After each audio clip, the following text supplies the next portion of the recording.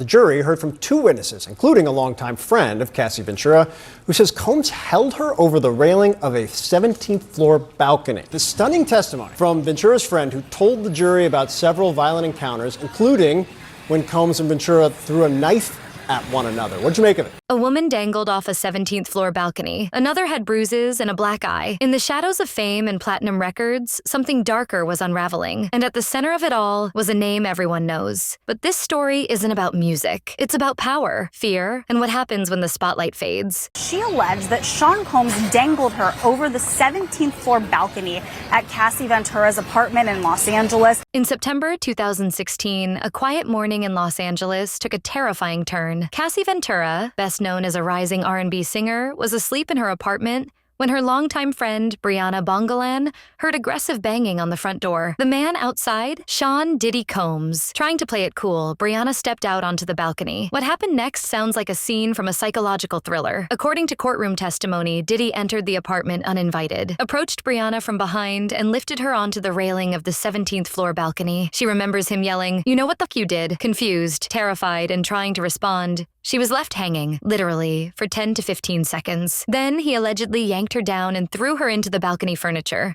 Photos shown in court revealed bruises on her body and a neck brace she wore after the incident. Bryana later testified that the trauma left her screaming in her sleep. Nightmares, paranoia, panic. But this wasn't just a one-time outburst. She also alleged that one time Sean Combs showed up at Cassie's apartment in the middle of the night, was banging on the door, and when he came in, he threw a knife at her. Bryana Bongolan didn't just hear rumors. She says she saw the evidence up close. Over the course of her friendship with Cassie, she claims there were moments that didn't add up. Cassie would show up with fresh bruises, sometimes trying to hide them with makeup. Other times, not even bothering. One day, it was a swollen cheek. Another, a black eye during a FaceTime call. Bryana says she never had to ask what happened. The silence said enough. But the bruises weren't the worst of it. In one chilling memory shared in court, Bryana described being in Cassie's apartment when an argument broke out. Diddy allegedly snapped, picked up a knife, and threw it in Cassie's direction. It wasn't a warning. It wasn't for show. It was a violent reaction, fast and unfiltered. Cassie, without flinching, picked it up and hurled it back. No one was physically harmed in that moment, but the emotional tension was undeniable. It wasn't a fight. It was a war behind closed doors, and both sides had scars. Bryana painted a picture of a relationship that was chaotic,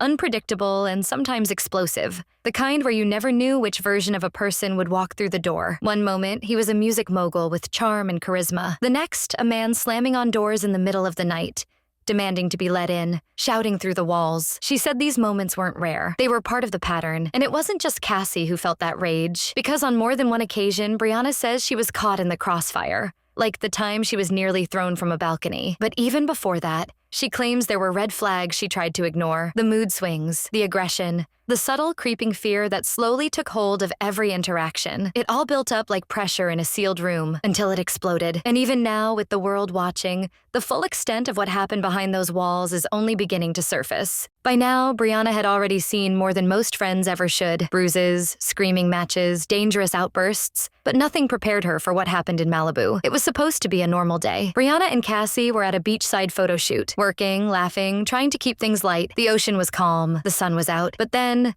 as she described in court, everything shifted. From the edge of the set, Diddy appeared. He didn't say hello. He didn't smile. He just walked straight up to her, locked eyes, and whispered, "I'm the devil, and I could tell you." No context, no explanation. Just 6 words that froze her in place. Bryana told the court she felt a wave of pure terror wash over her. "I was terrified," she said. She didn't scream. She didn't fight. She just stood there, stunned, unsure if it was a threat, a warning, or something darker, something unspoken. And that's what made it worse. There was no rage in his voice. No yelling like during the balcony incident.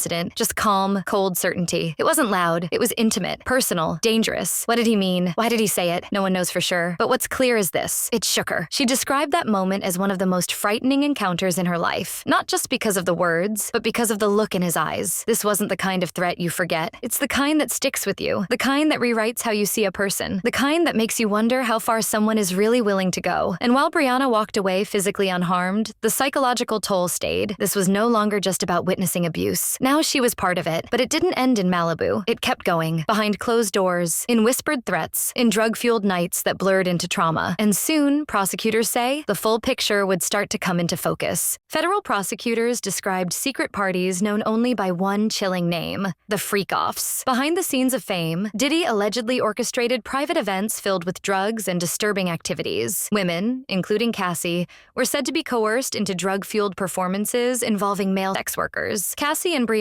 both admitted to drug use. Bryana even admitted she supplied Cassie with substances on occasion. But what made these events so disturbing wasn't just the drugs. It was the control, the manipulation, and what women were allegedly forced to do. These weren't wild parties. Prosecutors say they were calculated and dangerous, and the charges, they reflect that. Diddy faces 5 federal charges, including racketeering conspiracy and SX trafficking. If convicted, he could face life behind bars. The U.S. Attorney's Office claims that for more than 2 decades, Diddy used his influence, money, and intimidation to silence witnesses and control victims. They say he built a network where force, fear, and silence were currency, and the stories are starting to line up. In court, Diddy's attorneys pushed back hard. They tried to discredit Bryana by pointing out inconsistencies in her previous statements. During cross-examination, she often said she couldn't remember specific details or what she told prosecutors just months or even days earlier. Still, one major moment helped confirm her story. Cassie, testifying earlier,